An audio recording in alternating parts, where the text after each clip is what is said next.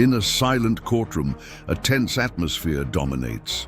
A sterile millionaire faces his ex-wife who demands child support for a son he could never have fathered due to his condition.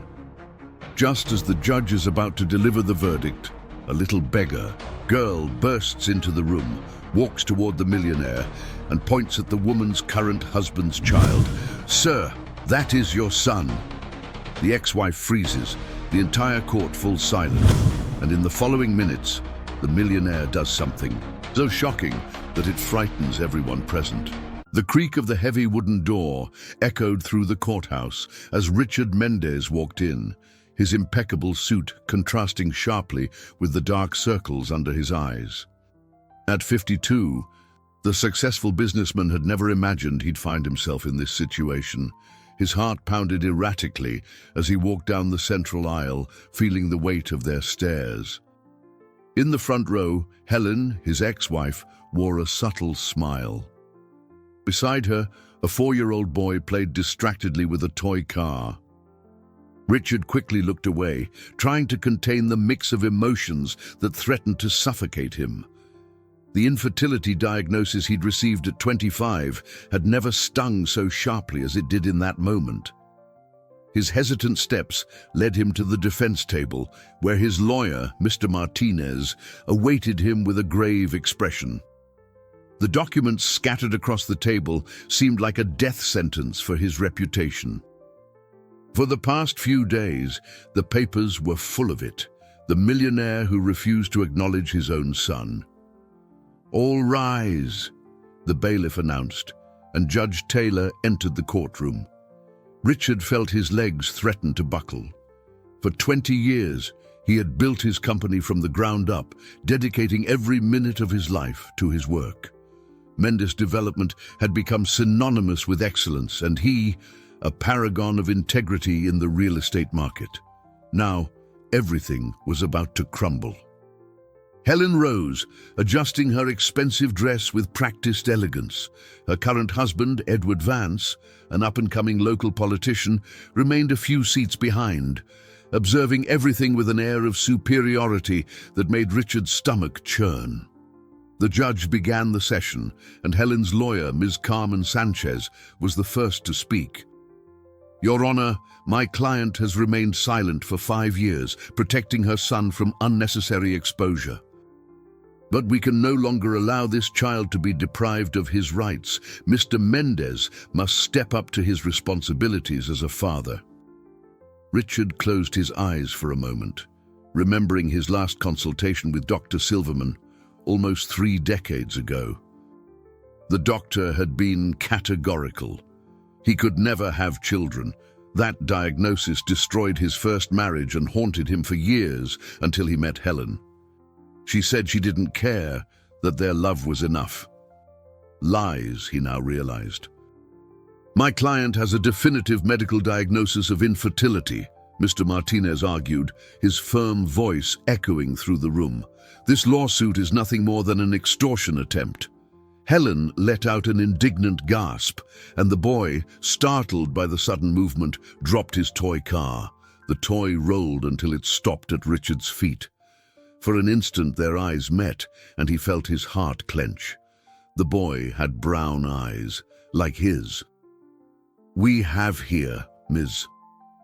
Sanchez continued, "Recent reports that question the validity of that old diagnosis. Medicine has evolved greatly in recent decades, Your Honor, and the physical resemblances between father and son are undeniable." Richard watched as a series of photographs were presented to the judge. His hands trembled beneath the table. How could there be so many similarities? The shape of the chin, the set of the eyes. Could he have been wrong all these years? "We request a DNA test, Mr. B." Martinez declared, causing a stir in the courtroom. "Objection, Your Honor." Ms. Sanchez's voice was shrill. "My client will not allow her son to be subjected to invasive procedures that could cause psychological trauma. The child already suffers enough from paternal rejection." Judge Taylor adjusted his glasses, studying the documents before him.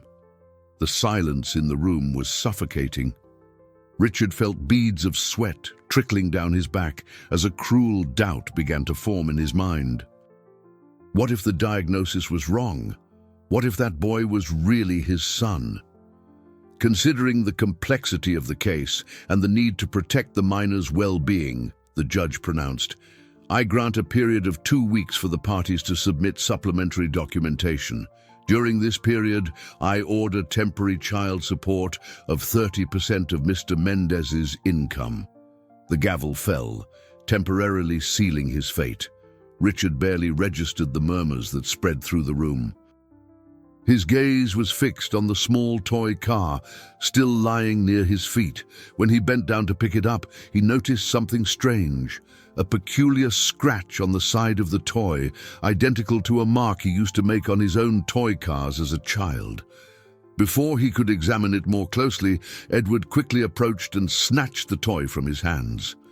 "Stay away from my stepson," he whispered with a malicious smirk as he led Helen and the boy out of the courthouse. Richard remained seated, devastated, as the courtroom emptied. His fortune, his reputation, his sanity, everything was on the line. And now, that mark on the toy car wouldn't leave his mind, fueling doubts that threatened to consume him completely.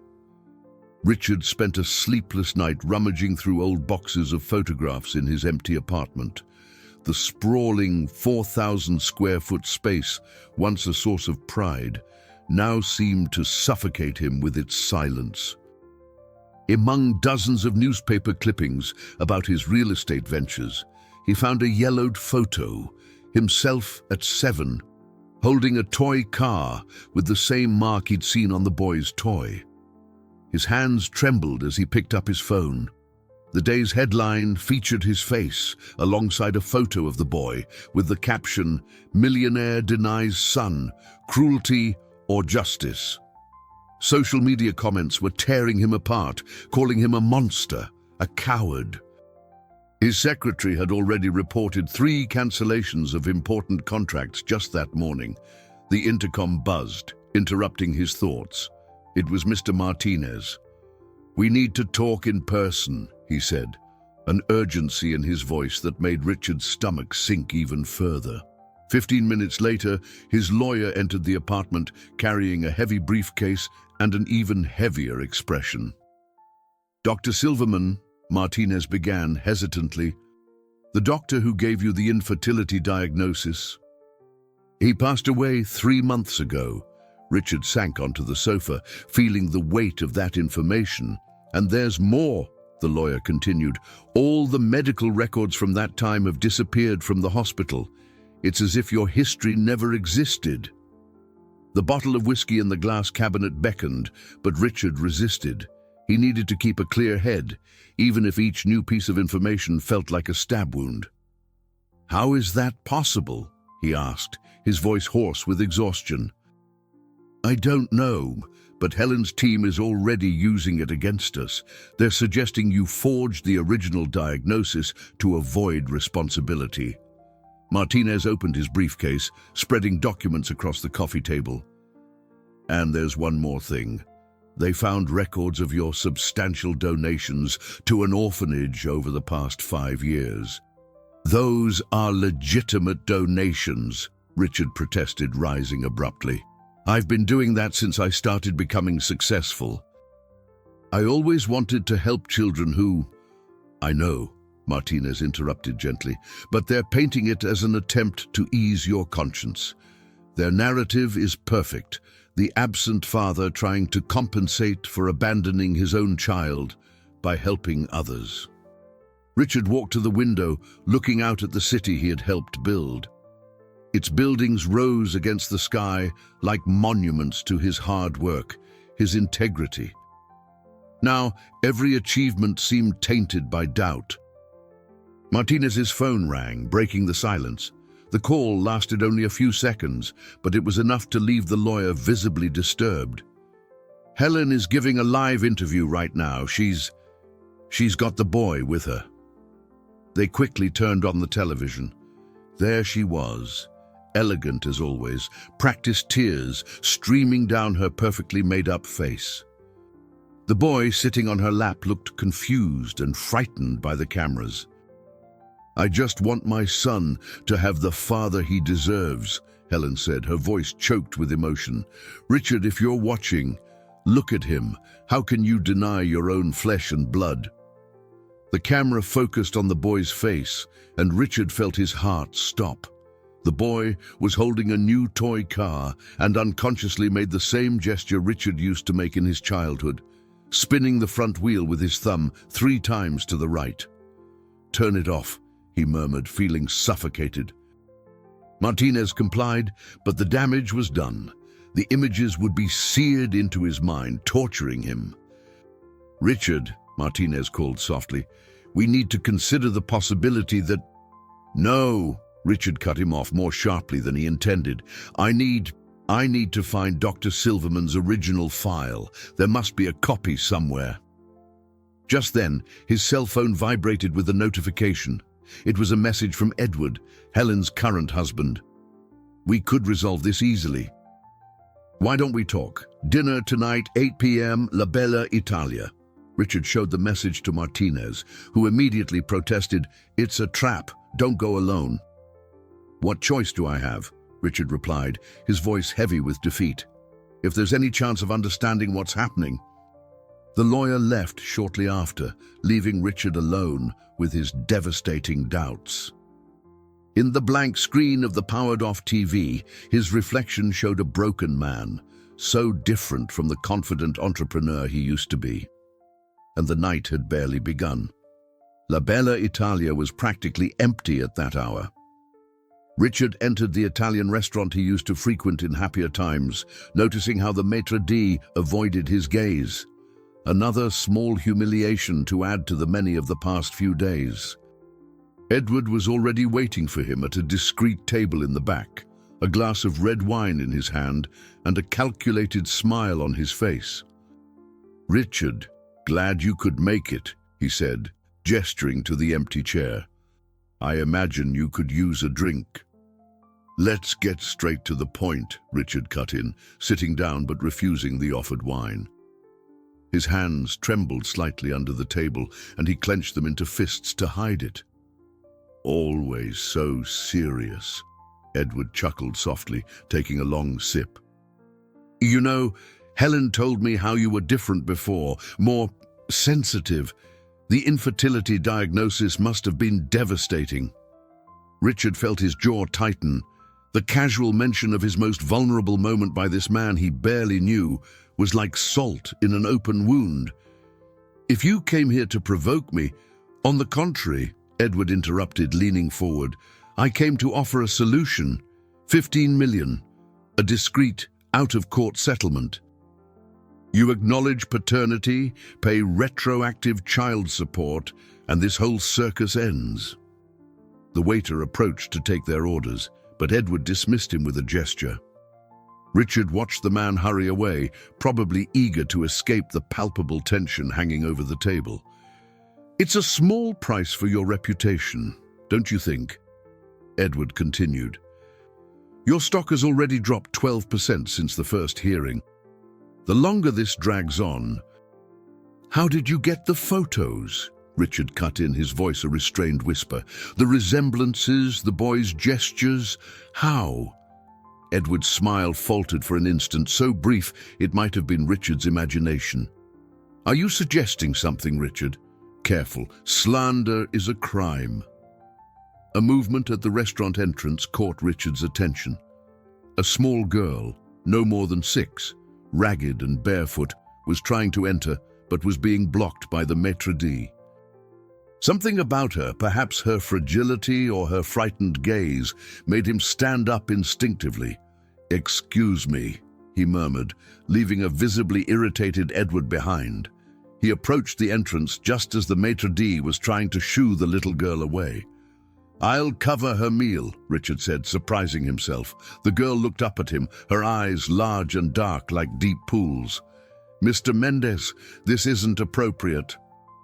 The maitre d' began, but Richard was already leading the child to a table near the kitchen, away from disapproving stares. "What's your name?" he asked gently, signaling for the waiter. "Maria," she replied, her voice barely a whisper. Her eyes wandered around the restaurant with a mixture of fear and curiosity. Richard ordered a full meal for her, ignoring the disapproving looks from the staff and Edward's sarcastic smirk from the background. For a few minutes, he watched in silence as little Maria devoured the plate of pasta as if it were her last meal. "Do you always come here?" he asked, trying to distract her from the embarrassment she was beginning to show for eating so ravenously. Maria shook her head. "I only come when they're here," she mumbled between forkfuls, discreetly pointing to the table where Edward remained, now on the phone. Richard felt a chill run down his spine. "They who?" But before the girl could answer, Edward appeared beside him, placing a heavy hand on his shoulder. "We need to finish our conversation," he said, his friendly tone contrasting with the firm grip of his fingers. "Uncle Edward!" Maria exclaimed suddenly, dropping her fork. The metallic clatter echoed through the silent restaurant, and Richard saw Edward's face pale for a second before he recomposed himself. "Do you know this girl?" Richard asked, standing up slowly. "Never seen her before in my life," Edward replied quickly, perhaps too quickly. "Come on, we have business to discuss." When Richard turned his attention back to Maria, she had already disappeared, leaving only a half-eaten plate and a host of new questions hammering in his mind. Edward pulled him back to the original table, but Richard barely heard his words now. His mind was focused on the girl's reaction, the undeniable recognition in her voice, and the momentary panic he'd seen on his adversary's face. The sleepless night left deep marks on Richard's face when he arrived at the office the next morning.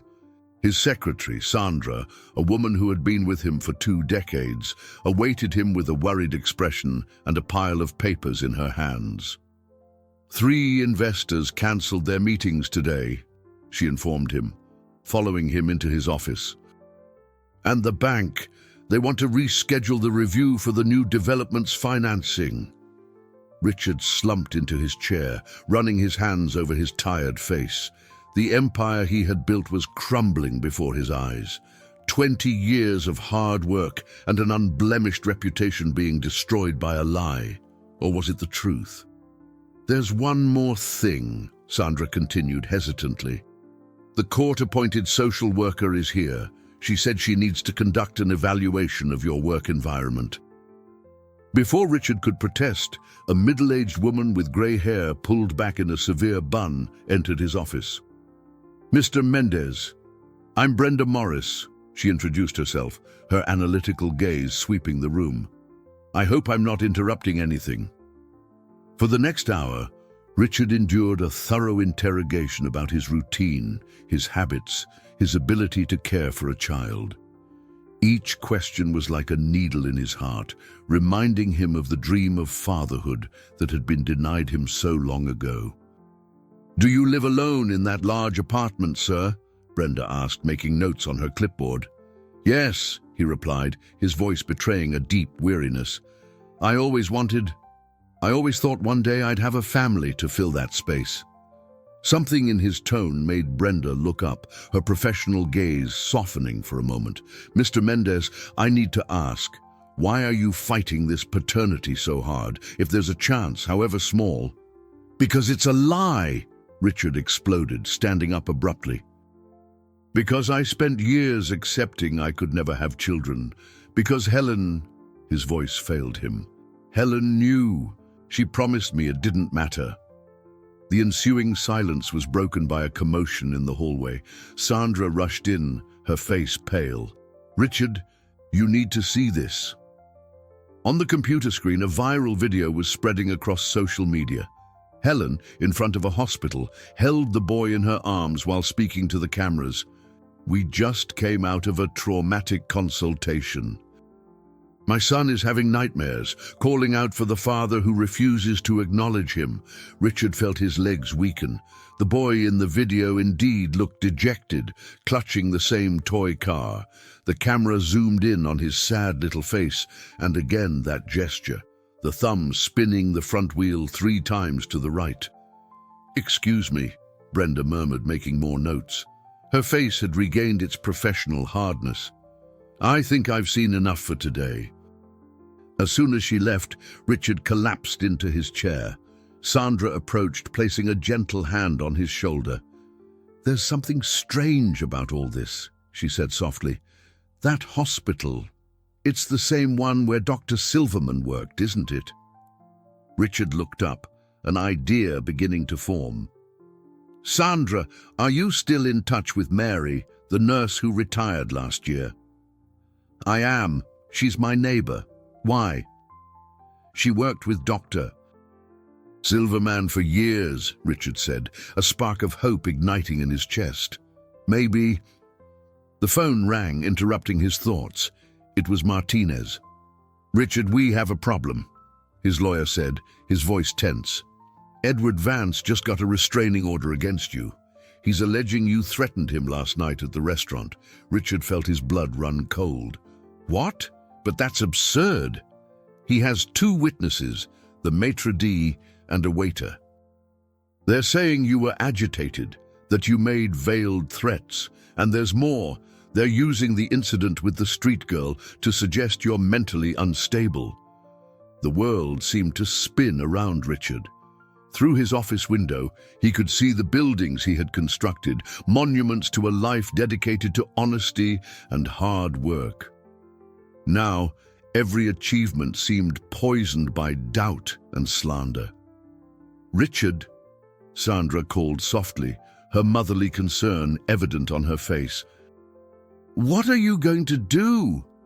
He looked at the portrait on his desk, an old photo with Helen from when they were happy, or at least he believed they were. I need to find that girl from the restaurant, he replied, his voice firm for the first time that day. She's the key to all of this. The retired nurse's modest house was in a quiet neighborhood on the south side. Richard parked 2 blocks away, following Sandra's instructions to be discreet. His heart pounded as he walked along the uneven sidewalk. This could be his last chance to find any proof of the original diagnosis. Mary Silver, the ex-nurse, had a face lined with expression wrinkles and kind eyes that widened in recognition.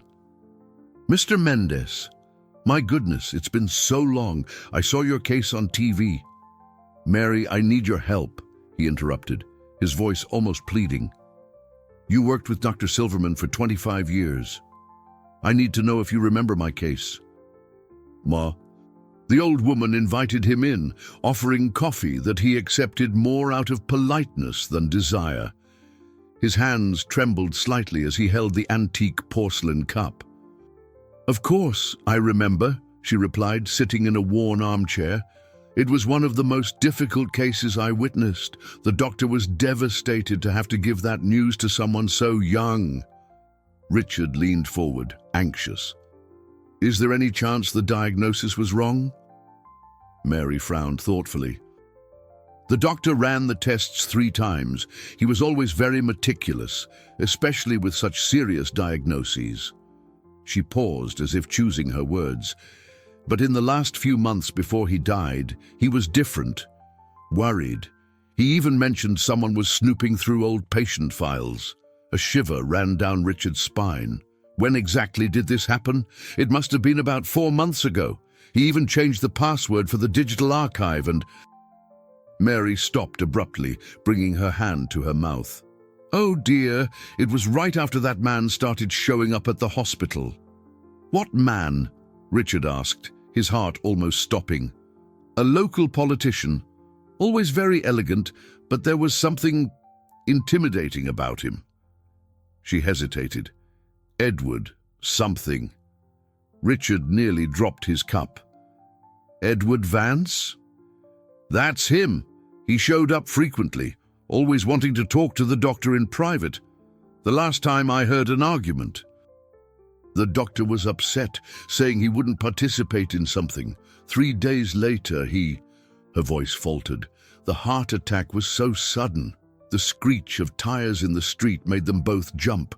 Richard ran to the window in time to see a black car speeding away. Mary, he said, his voice urgent, Do you still have access to any documents from that time?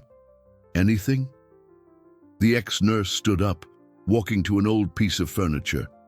The doctor gave me a few things to keep before, well... She rummaged in a drawer, pulling out a yellowed envelope. I don't know if this helps, but before she could finish, violent knocks sounded at the door. Police! Open up immediately! Richard felt his blood run cold. Mary, pale, quickly hid the envelope inside a book on the shelf. Out the back, she whispered, pushing him towards the kitchen. Quick! Crossing the backyard, Richard could hear raised voices coming from the house. His heart hammered in his chest as he hopped the low wall, landing in a narrow alley. The sound of approaching sirens made him run without a clear direction. After several minutes, exhausted and breathless, he finally stopped in a small park. He sat on a bench, trying to catch his breath and process what he had discovered. Was Edward involved in Dr. Silverman's death? What was in that envelope Mary tried to give him? His phone vibrated, a message from Sandra. Richard, the police are at the office. They're saying you broke into a residence and threatened a witness. Edward Vance is filing a formal complaint. Another message arrived immediately, this time from an unknown number. You should have taken the deal. Now it's too late. Richard looked around, feeling watched. The park was almost empty, except for a few children playing in the distance, and his heart leaped. Sitting on a swing, alone, was Maria, the girl from the restaurant. She stared at him with her large dark eyes, as if she had been waiting for him. He stood up slowly, fearing she would disappear like last time, but before he could take a step towards her, a police cruiser entered the park, its lights flashing menacingly. Richard watched helplessly as the cruiser approached. Little Maria remained on the swing, her bare feet barely touching the ground. She was his only chance to find out the truth, but if he was arrested now, all would be lost. An elderly woman walking her dog passed between him and the cruiser, providing a few precious seconds of distraction. When the officers got out of the car, Richard had already hidden behind a large tree, his heart beating so loudly he feared they could hear it. "The girl!" one of the officers said, pointing to the swing. But when they approached, Maria had already vanished. Richard saw her running into a narrow alley between two old buildings. Without a second thought, he followed in the same direction. The chase led him through unfamiliar alleys, always keeping a safe distance from the small figure ahead. Maria moved with the familiarity of someone who knew every corner of that urban labyrinth. Finally, she stopped in front of a simple diner, the kind that catered to local workers. "Why are you following me?" she asked, surprising him with the firmness in her childish voice. I need to understand," Richard replied, trying to catch his breath. "You know Edward. How?" Maria looked around nervously. "They come here all the time. They say things when they think no one is listening." "They who?" "Uncle Edward and the pretty lady from the courthouse," she replied, fidgeting with the hem of her worn t-shirt. "They give food to Joe, the waiter, so he lets them talk after closing." Richard felt a knot in his stomach. "What did you hear?" Before Maria could answer, a shout cut through the air. "There he is!" It was the waiter from La Bella Italia, pointing in his direction while talking on his cell phone. "Come on!" Maria grabbed his hand, pulling him into the diner. They rushed through the kitchen amidst surprised stares from the staff, exiting through the back into an inner courtyard surrounded by old buildings. "Here!" She guided him to a rusty door that led to an abandoned basement. The smell of mildew was strong, but it was a safe hiding place. Through a crack in the wall, they could see people's legs hurrying past outside. "I come here when it rains," Maria explained, sitting on an old crate. "No one ever looks here." Richard watched the girl with a pang in his heart. How many children like her lived invisibly in the streets of the city he had helped build? "Maria," he began softly, "I need you to tell me everything you heard. It could be important." She hesitated, biting her lip. They were talking about a doctor. Uncle Edward was mad because the doctor didn't want to lie anymore. Lie about what? About an important paper, and about the boy not being... She stopped abruptly, her wide eyes fixed on something behind Richard. He turned just in time to see a shadow moving at the basement entrance. His cell phone vibrated, another message from the unknown number. "We found you." "Is there another way out?" he whispered urgently. Maria nodded, pointing to a narrow passage between stacked boxes. "It leads to the other side of the block, but only a small child can fit through." Richard felt despair growing. Heavy footsteps approached the basement entrance. "Maria, listen," he said quickly, pulling a card from his pocket and scribbling a number. "This is my secretary, Sandra. If you find out anything else, call her. She'll help you." "But what about you?" "I'll be fine," he lied, placing the card in her small, dirty hand. "Now go." Maria hesitated for a moment before disappearing through the narrow passage. Richard took a deep breath, preparing to face whatever was coming through the basement entrance. Flashlight beams cut through the darkness, revealing 3 police officers with less than friendly expressions. "Richard Mendez," one of them said. "You're under arrest for trespassing, making threats, and stalking a minor." As the cold handcuffs closed around his wrists, Richard thought about the irony of his situation. His entire life built on honesty, and now he was being taken away like a criminal through the streets he helped build. But something in Maria's story lit a small flame of hope. He wasn't crazy. There really was a conspiracy. The question was, could he prove it before it was too late? The police station cell was cold and impersonal, like everything else that endless night. Richard sat on the concrete bench, his aching back protesting against the hard surface. Through the bars, he could hear the murmur of reporters already gathering at the station entrance. Mr. Martinez arrived 2 hours later, his usually calm face etched with worry. "They're requesting you be held without bail," he informed him bluntly. "Edward claims you're obsessive, that you pose a danger to the boy." "Martinez, you need to listen to me," Richard whispered, moving closer to the bars. "Dr. Silverman's nurse, she has proof. And the street girl, she overheard conversations." "What nurse?" Martinez interrupted, frowning. "Richard, Mary Silver had a domestic accident an hour ago. She fell down the stairs. She's in the hospital, unconscious." Richard's blood ran cold. "Accident? No. It can't be a coincidence." "The envelope she tried to show you is gone," Martinez continued. "The house was completely ransacked during the supposed accident." Richard closed his eyes, the weight of guilt crushing his chest. Another person hurt because of him. How many more would suffer before this story ended? "And there's more." Martinez lowered his voice further. "Helen has filed a lawsuit for emotional distress. She's claiming your actions caused psychological trauma to the boy. They have a psychiatric report.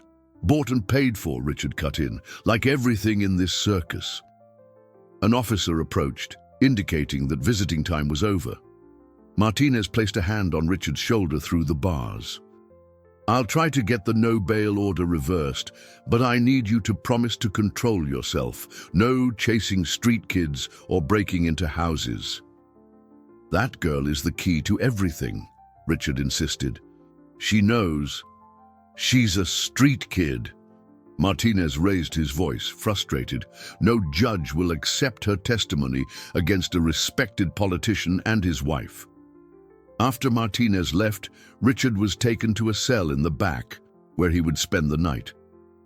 Lying on the thin mattress, staring at the peeling ceiling, he tried to piece together the puzzle.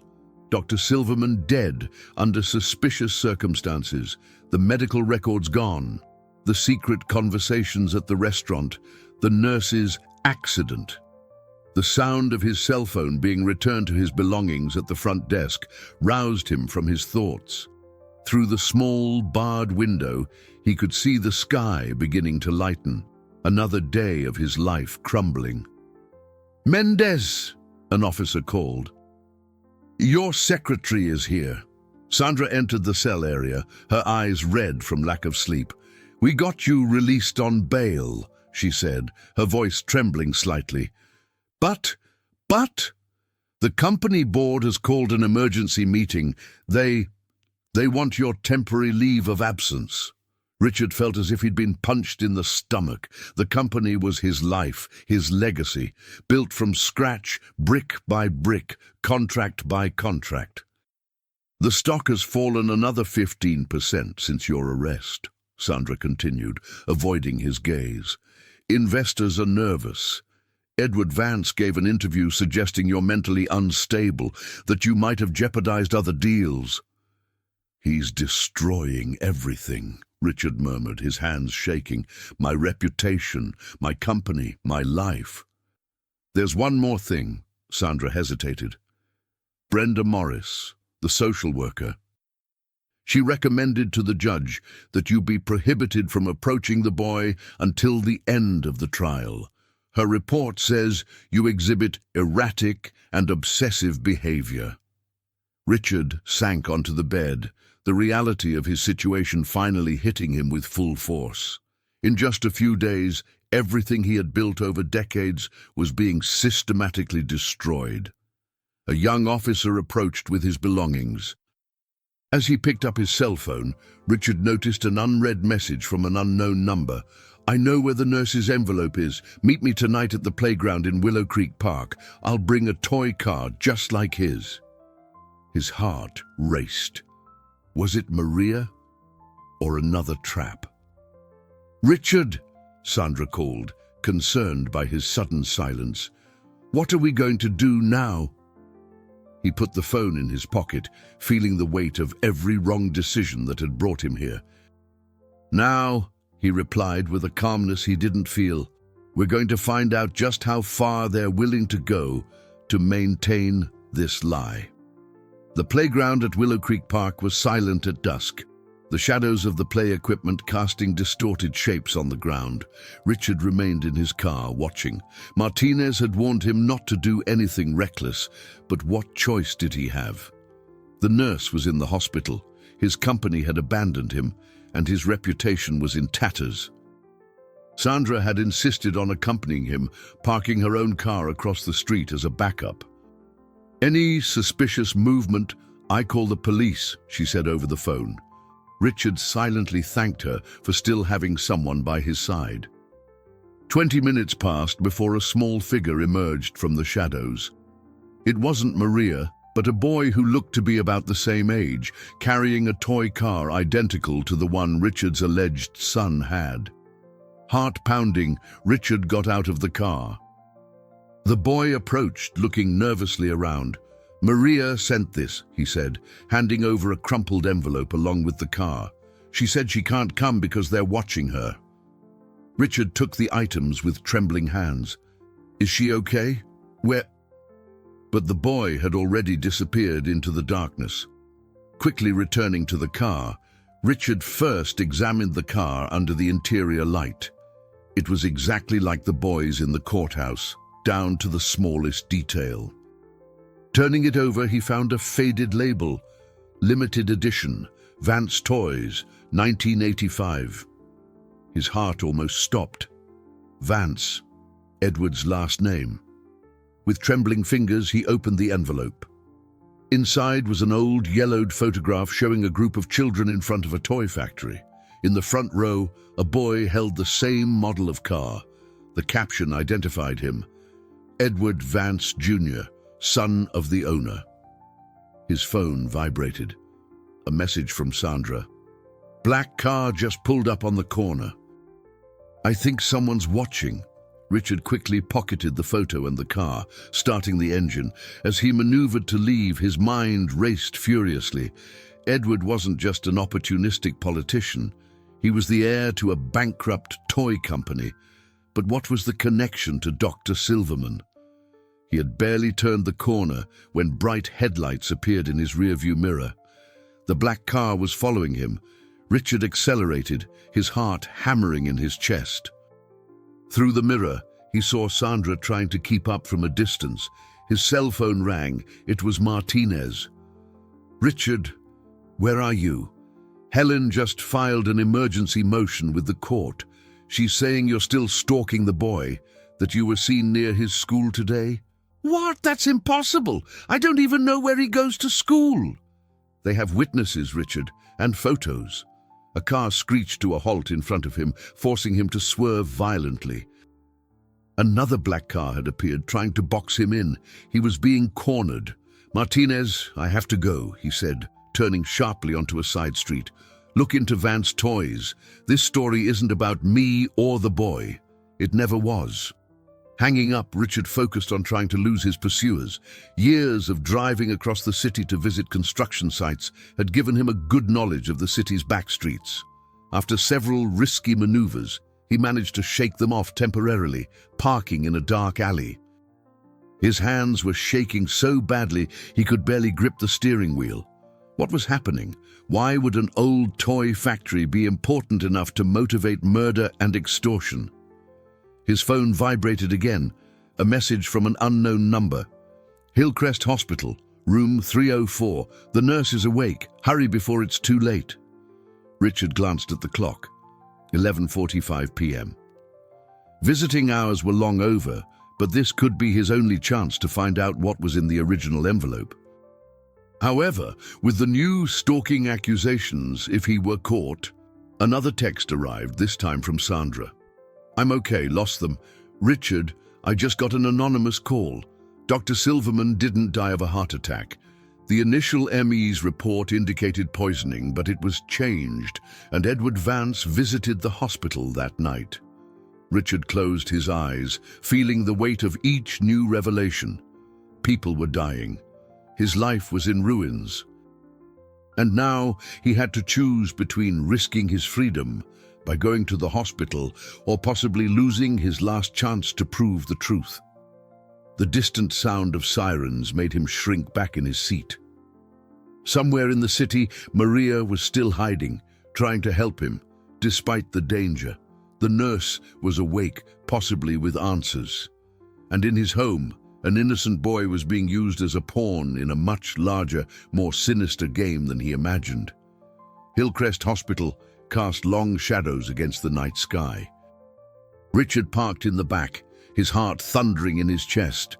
The white lab coat Sandra had managed to get from a doctor friend felt as heavy as lead in his hands, a falsehood to uncover the truth. What kind of person was he becoming? He put on the coat, adjusted the fake ID badge, and took a deep breath. The service corridor was quiet at this hour. A nurse walked past him without looking up, busy with her clipboard. Richard kept his head down, trying to look natural as his stomach churned with nerves. The elevator seemed to take an eternity. When the doors finally opened on the third floor, he almost bumped into someone rushing out, a man in a dark suit who looked familiar. Stepping into the empty elevator, Richard felt a chill. Where had he seen that face before? The third floor corridor was silent, except for the steady beeping of heart monitors. Room 304. The door was ajar. Richard hesitated, his heart nearly pounding out of his chest. If he was caught here. A faint moan came from inside the room. He pushed the door open slowly and entered. Mary Silver lay in bed, a bandage on her forehead and several visible bruises. Her eyes opened as he approached. "Knew you'd come," she whispered, her voice hoarse. "They knew too." "Mary, I'm so sorry," Richard murmured, taking her frail hand. "This is all my fault." "No," she cut in with surprising strength. "It's their fault.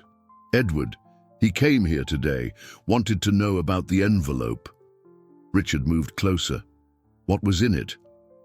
"The truth about the factory," she replied, her eyes filling with tears.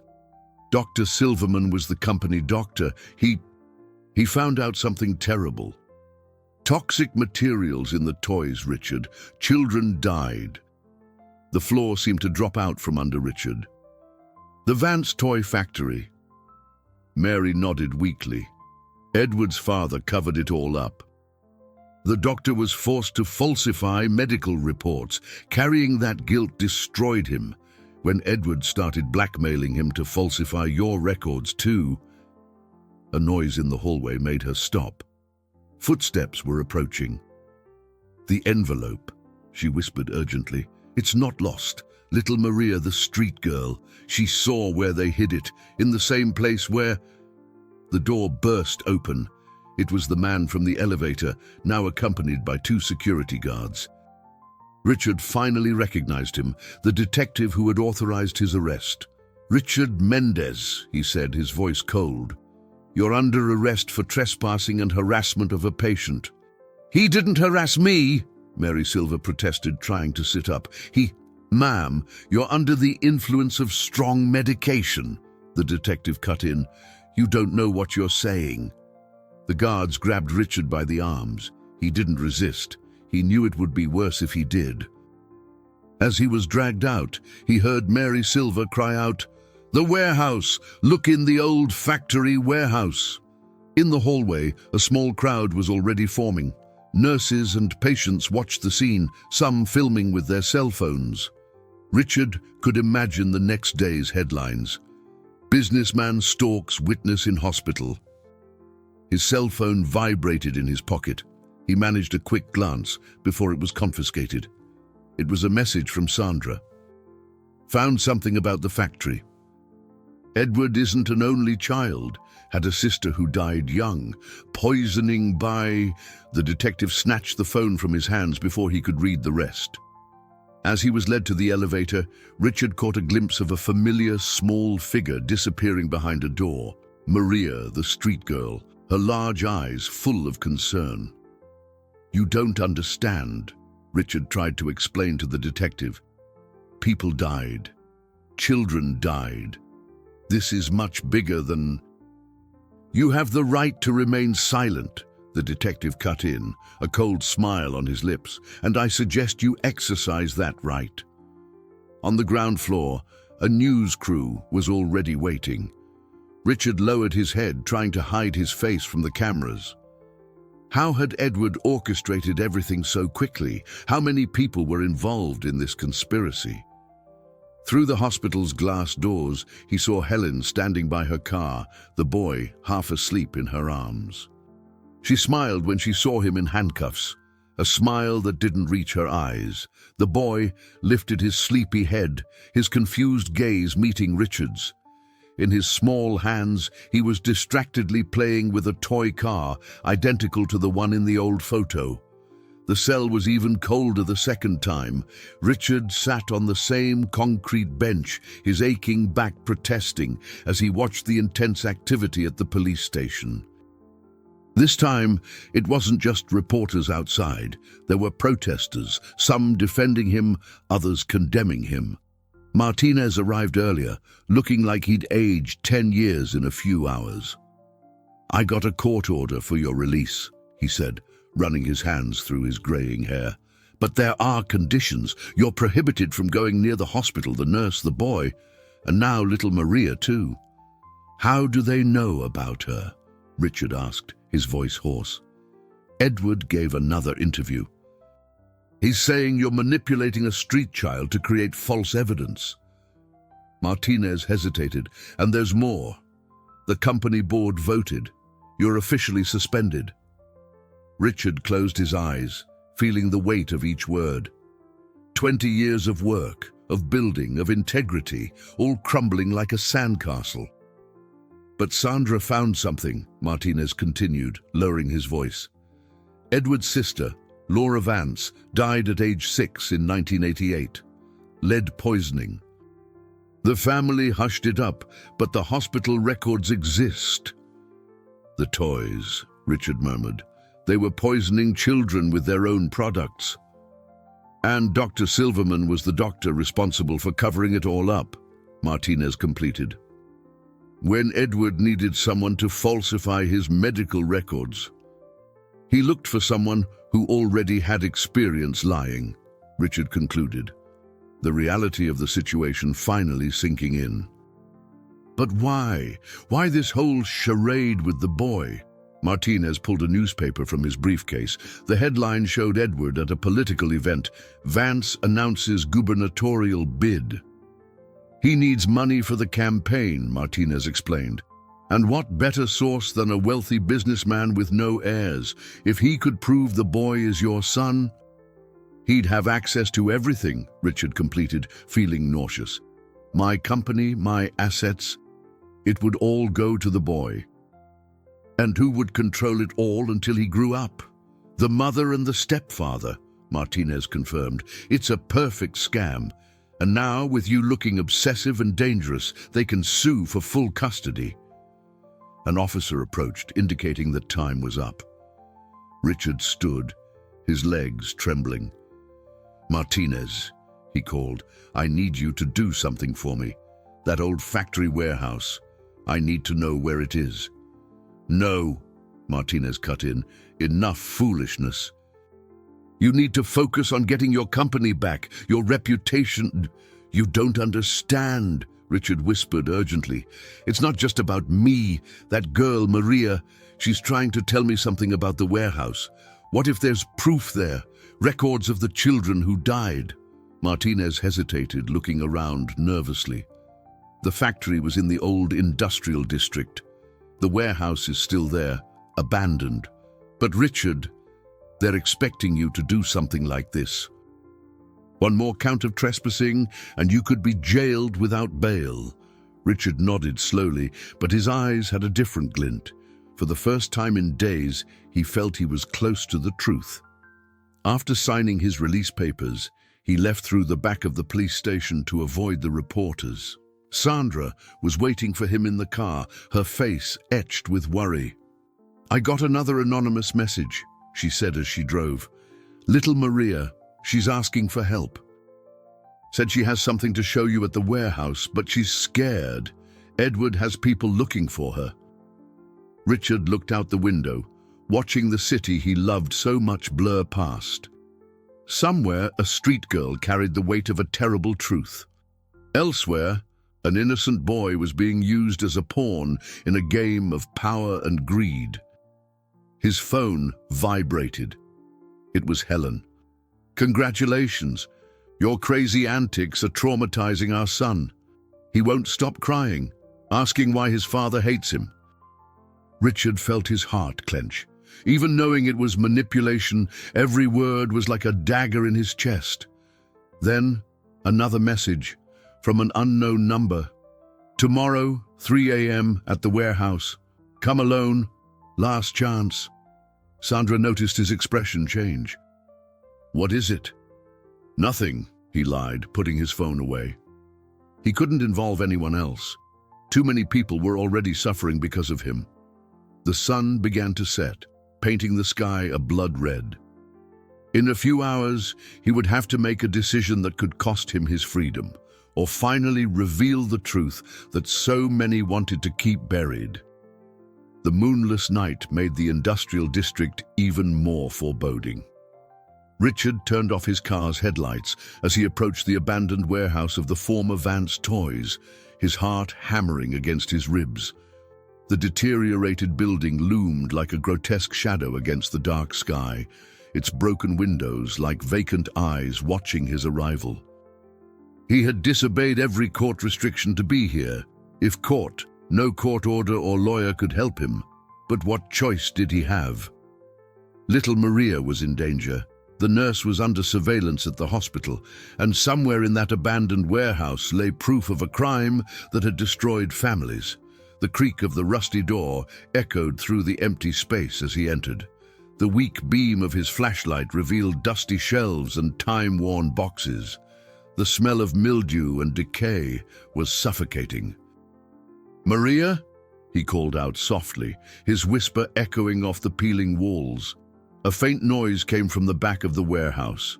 Richard advanced cautiously, his flashlight dimly illuminating the path. He stumbled over something, an old toy car, identical to the one in the photo. Dozens of them were scattered across the floor, covered in a thick layer of dust. Richard, a childlike voice called from the shadows. Over here. Maria was huddled behind a broken shelving unit, her large eyes reflecting the flashlight beam. She seemed even smaller and more fragile than he remembered. "You shouldn't have come," she said, her voice trembling. "They know." "What are you talking about? Who knows?" "Uncle Edward," she replied, tears streaming down her dirty face. "He saw me take this." Her small hands trembled as she held a yellowed envelope. Richard approached slowly, his heart nearly stopping as he recognized the handwriting on the envelope, Dr. Silverman's. "Where did you find this?" "The nurse threw it out the window when they broke into her house," Maria explained. "I saw where it landed. Inside are pictures of sick children and papers with names, and this—" She pulled an old leather wallet from the pocket of her worn dress. Richard took it with trembling hands, opening it under the flashlight beam. Inside was a faded photo, a young Edward Vance, arm around a little girl, his sister Laura. She was holding a toy car just like the one scattered on the floor. "My sister died because of those toys," a deep voice echoed from the darkness. "And my father made me promise no one would ever know the truth." Richard spun around. Edward emerged from the shadows, his usually controlled face contorted with a mixture of fury and pain. Behind him, two large men blocked the exit. "So you faked this whole son story," Richard said, instinctively stepping in front of Maria, "to get money for your political campaign." "You don't understand," Edward snarled. "I needed the money to buy more silence. Dr. Silverman was about to confess everything. Helen, she found out the truth by accident going through my old papers, threatened to expose me if I didn't help her." "And the boy?" Richard asked, his voice shaking with anger. "How could you use an innocent child in this sick game?" "The boy is my son," Edward admitted, his voice heavy with bitterness. "Helen got pregnant before she met you, but he can't know. No one can know. My political career, everything I've fought for." A noise from upstairs made them all look up. Richard seized the distraction to push Maria towards a side passage between the shelves. "Run!" he yelled. "Get them!" Edward bellowed. Richard ran through the darkness, guiding Maria between the dusty shelves. Behind them, the sounds of pursuit echoed through the empty warehouse. His heart pounded so hard it felt like it was about to explode. They reached a dead end, a wall of boxes stacked to the ceiling. Maria pointed to a narrow gap between them. "This way." "I won't fit," Richard gasped. "Maria, listen, take this." He thrust the envelope and the wallet into her small hands. "Find Sandra, she'll know what to do." "But what about you?" Heavy footsteps were rapidly approaching. Richard gently pushed the girl into the narrow passage. "I'll be fine," he lied, knowing this was likely his last attempt to do the right thing. "Now go."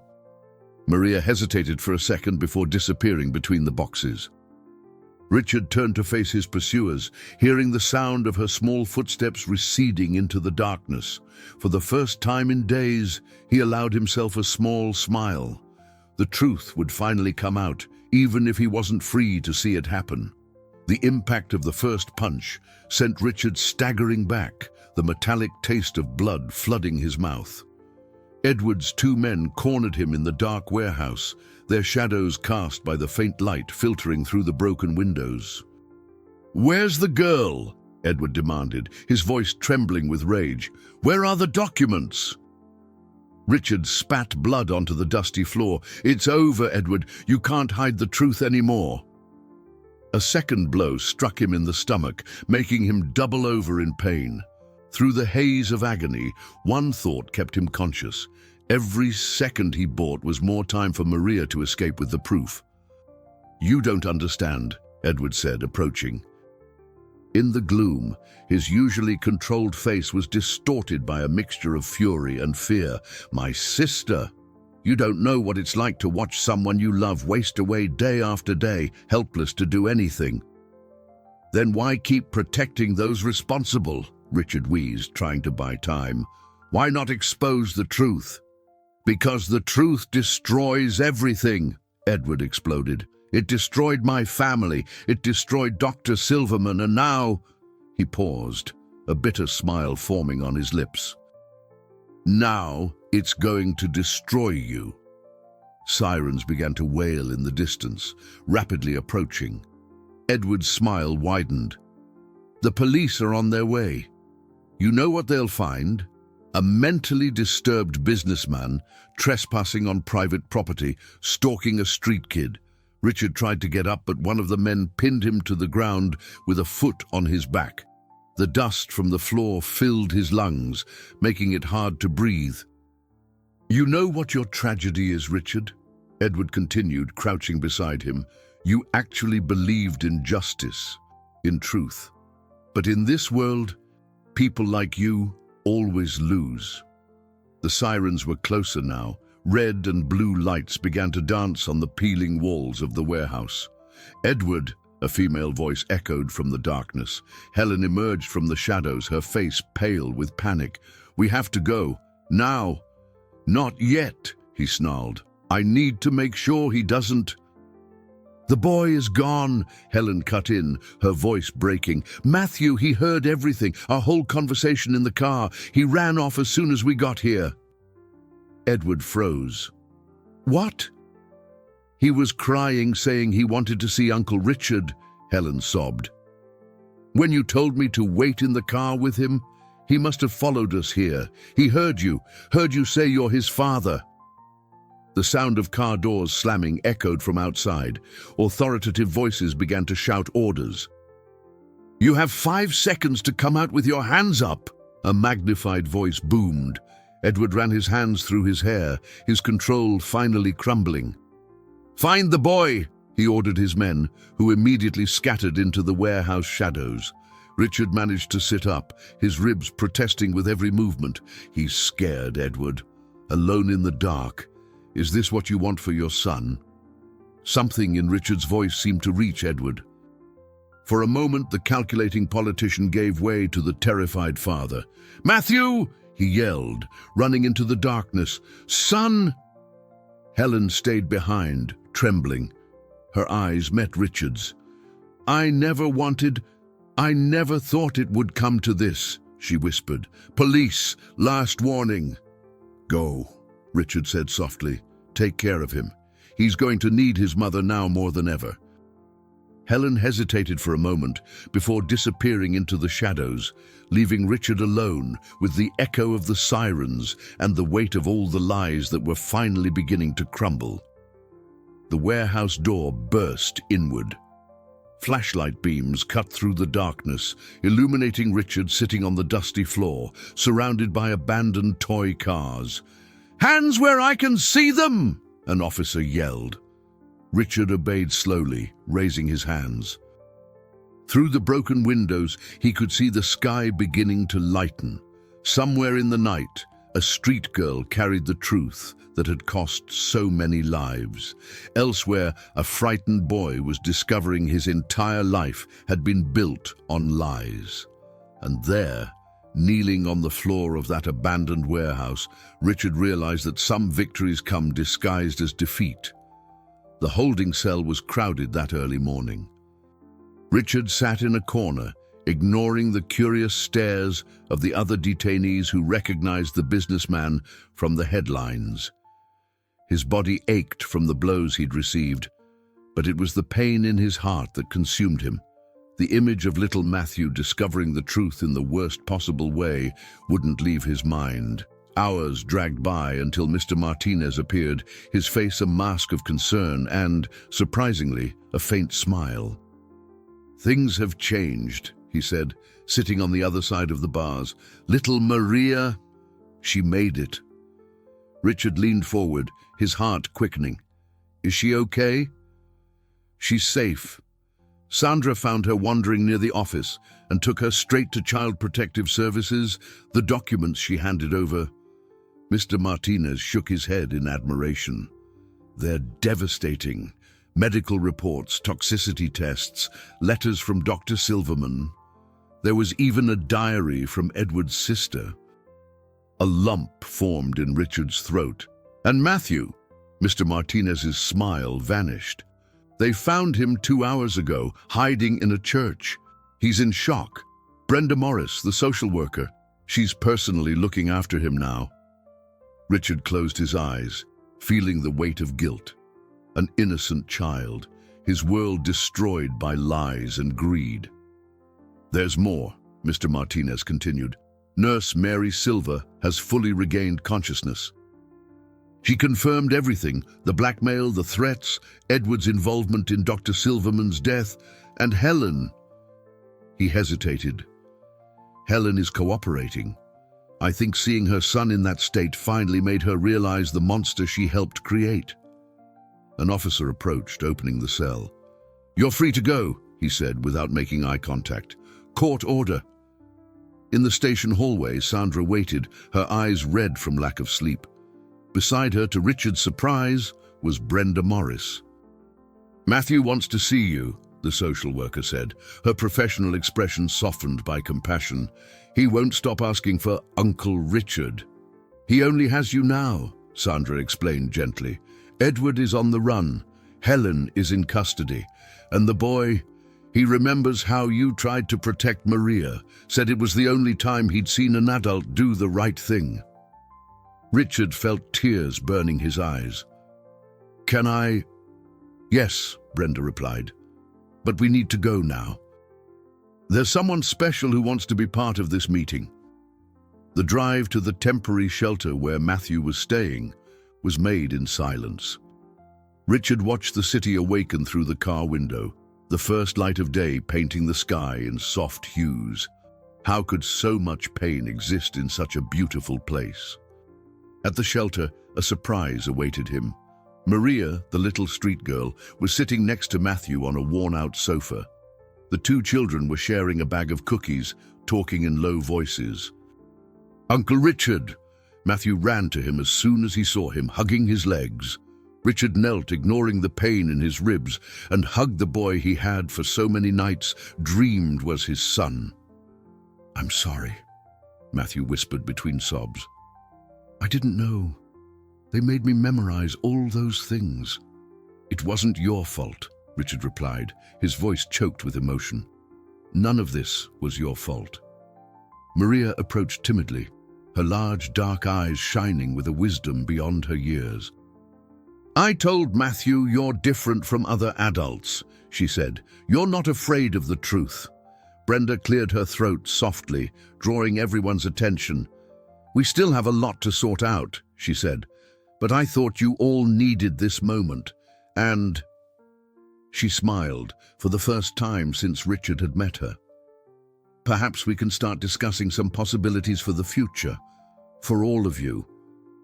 Richard looked at the two children, one born into wealth but raised on lies, the other grown on the streets but with a heart full of truth.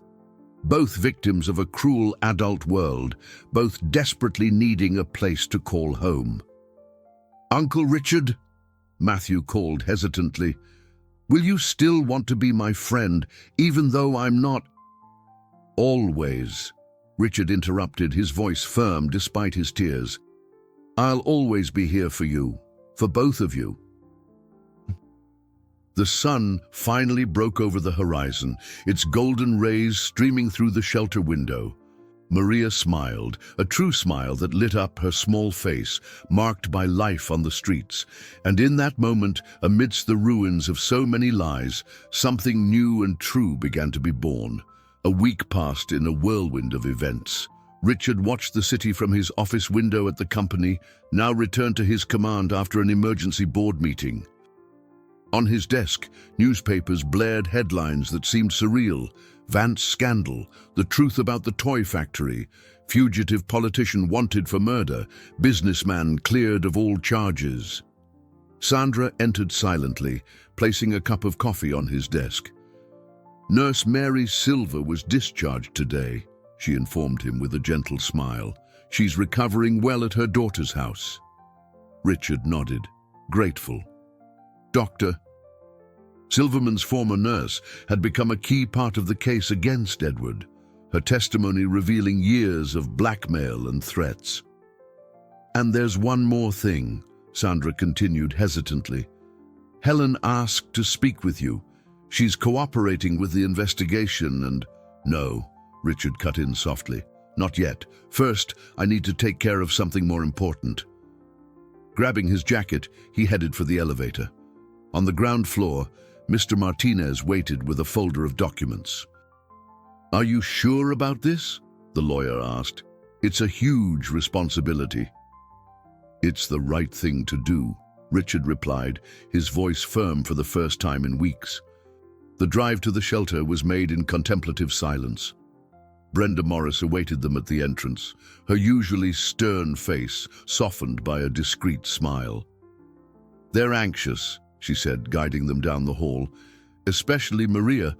I've never seen that girl so hopeful." In the activity room, Matthew and Maria were sitting together drawing. The boy seemed lighter, as if an immense weight had been lifted from his small shoulders. Maria, still shy but no longer so frightened, looked up as they entered. "Uncle Richard!" Matthew ran to hug him, a gesture that had now become natural between them. Maria remained in her seat, watching with her large, dark eyes. "I brought something to show you," Richard said, sitting down with them at the small table. "Mr. Martinez placed the folder in front of him, and he opened it carefully. "Are these papers?" Matthew asked, confused. "They're very special documents," Richard explained gently. "This one," he picked up a form, "is an application to be your legal guardian, Matthew, with your mother's permission, who wants you to have a stable life while she sorts some things out." The boy's eyes widened. "You mean I can come live with you?" "If you'd like to," Richard replied, his heart quickening. "And there's one more." He picked up another document. "This is an adoption petition. For you, Maria." The girl froze, her small hands tightening around the colored pencil she held. "Adoption?" she whispered, as if the word were too magical to be real. "You saved not only me, but many people with your courage," Richard said, his voice thick with emotion. "You showed more integrity and strength than many adults, and you deserve a home, a family. Are we going to be brother and sister?" Matthew asked, looking at Maria with shining eyes. Maria remained silent, silent tears streaming down her face. Slowly, as if afraid it would all disappear, she stood up and walked to Richard. Without a word, she hugged him with all the strength her small arms could muster. Brenda discreetly wiped her own tears, clearing her throat. "We still have a lot of process ahead of us," she said professionally. "Evaluations, visits, adjustment periods." "But we'll stay together, right?" Matthew insisted, joining the hug. "Yes," Richard promised, holding both children. "We'll stay together." Mr. Martinez watched the scene with an emotional smile. "You know," he said softly to Brenda, "in all my years of practicing law, I've never seen a family rise from the ashes of a tragedy so beautifully." Through the shelter window, the afternoon sun bathed the room in a golden light.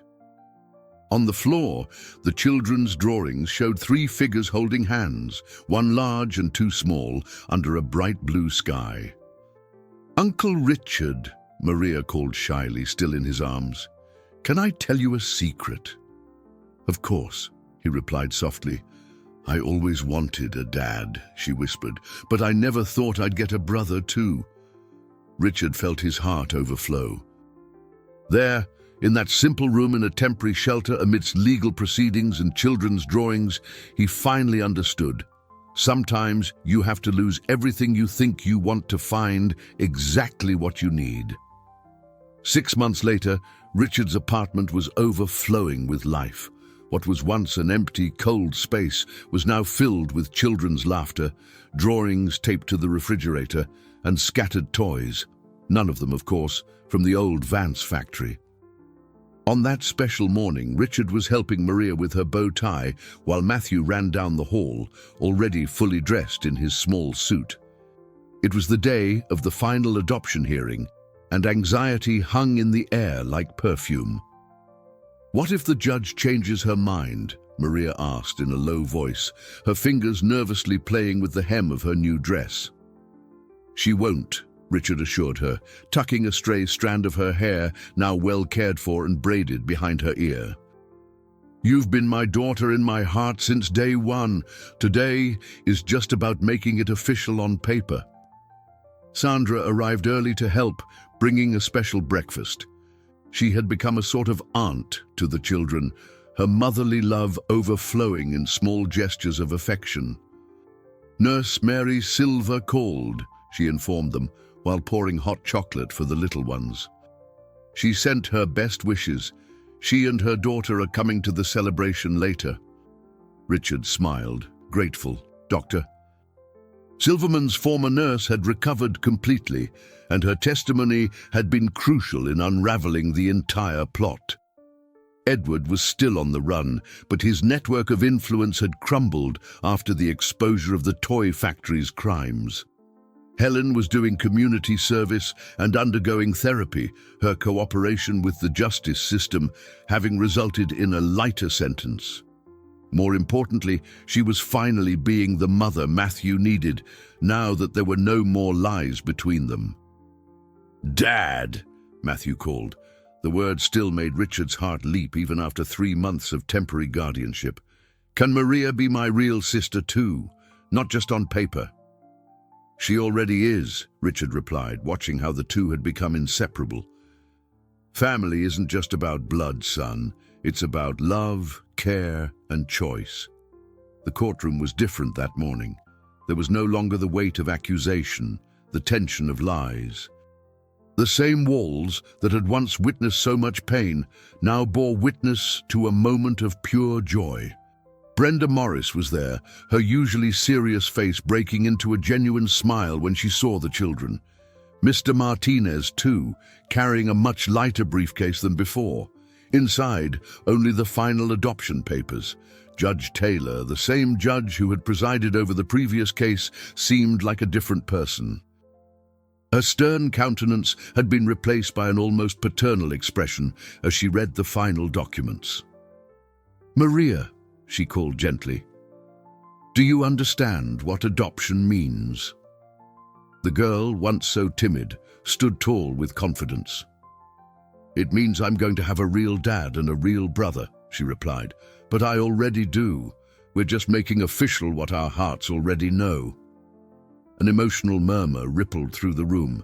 The judge smiled, visibly touched.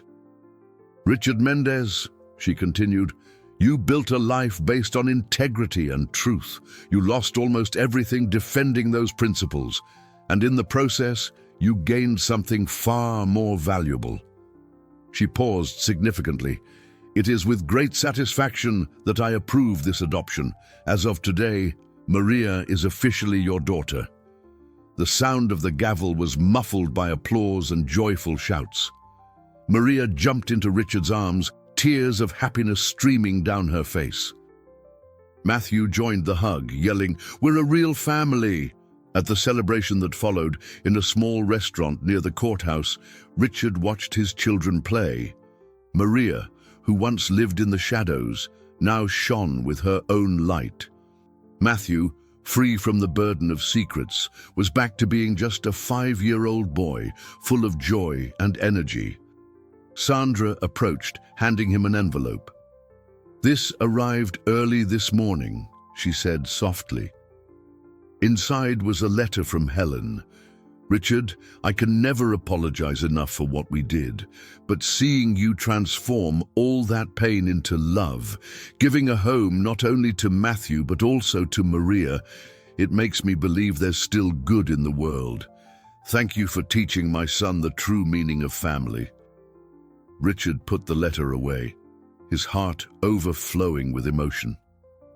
At the table, Matthew was teaching Maria how to make paper airplanes, while she showed him how to draw perfect stars. Two children, Ming-Yun brought together through a storm of lies, now building a future together based on the purest truth. "Dad, come see," they called in unison. And Richard went, knowing that every step towards them was a step towards the true meaning of wealth. Not the kind measured in bank accounts or companies, but the kind counted in smiles, hugs, and small moments of pure happiness. Because sometimes we discover that the greatest treasure isn't what we protect in vaults, but what we cultivate in our hearts.